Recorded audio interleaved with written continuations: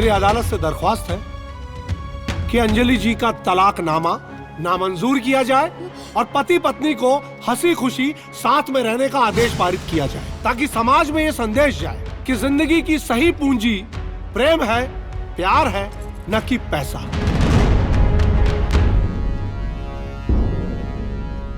That's all, my lord.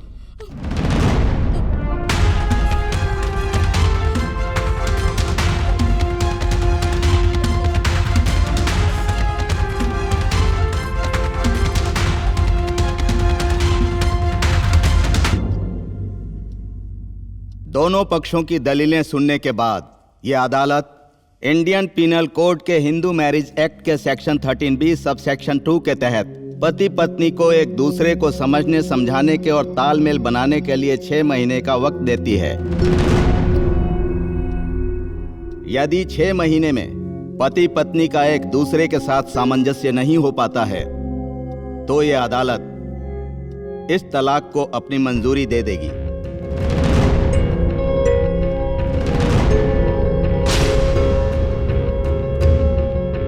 तलाक मंजूर होने के बाद अदालत यह फैसला करेगी कि बच्ची मां के पास रहेगी या पिता के पास। तब तक के लिए अदालत मुलतवी की जाती है।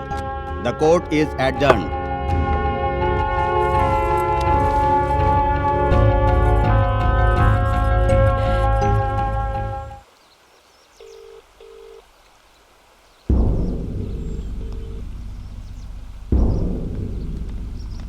अमित, तू ऐजे बैठल बड़ा? अरे हमने इनके कहाँ ना खोजनी। अच्छा एक बात बतावा, भाभी से कोनो बात भइल? अंजलि फोने नहीं खे उठावत। तो मैसेज करो, जवाब नहीं खे दे। तो चला ना घरे चल के मनावल जाई। चला। अंजलि के दिमाग पर अमीरी के चादर पड़ गई बा। उनका हमार प्यार नहीं खे दिखाई देते। आज हम ये सोच रहल बानी कि नरेंद्र के ऊपर का गुजरल हो यार।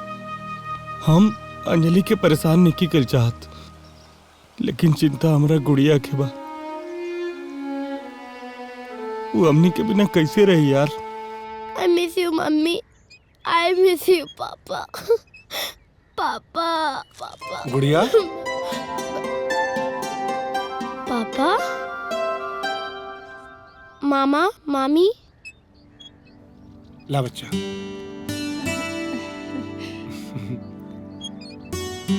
हमार गुड़िया रोवत अच्छा ना लगेले।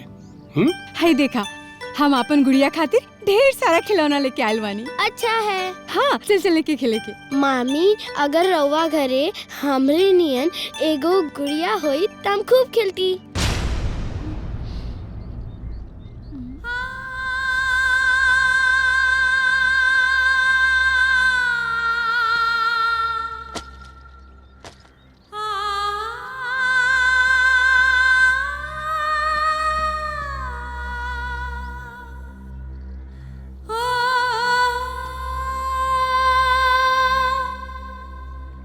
हम होता नहीं बेटा।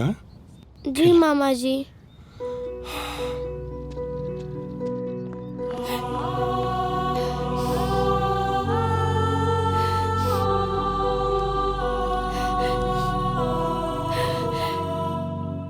ए पुष्पा, अरे कितना बेर कहनी तोरा से कि हमरा के आंसुओं से नफरत बा हमरा के। अरे बहुत कीमती बाड़ई। हम रुआ के कितना मार करनी कि रुआ दूसरी शादी कर ली, लेकिन रुआ हमारी बात नहीं की माना। ऑब्जेक्शन मिलौट। अरे अजीब बात कर रहल बाड़ू। एक म्यान में दो तलवार रह सकेले का? तोरा के छोड़ के हम केहू और के बारे में सोच भी नहीं कर सकत। ठीक है, भगवान के बनावल जोड़ी में यह मंजूर है कि हमने बिना संतान करे तो ऐसे ही सही मत। अरे पागल, देखो भगवान हमने के बीच में एक गुड़िया के भेज देना। हाँ? अब हमने अपन माई बाप को पूरा प्यार।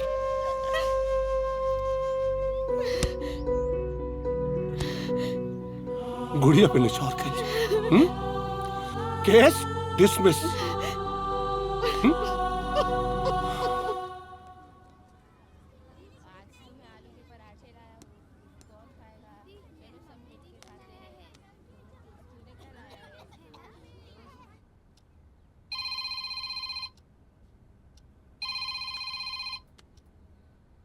हेलो पापा, गुड़िया, हैप्पी बर्थडे पापा।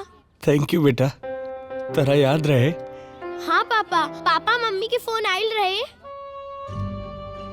ना बेटा। ओके पापा, बाय बाय पापा। बाय बेटा।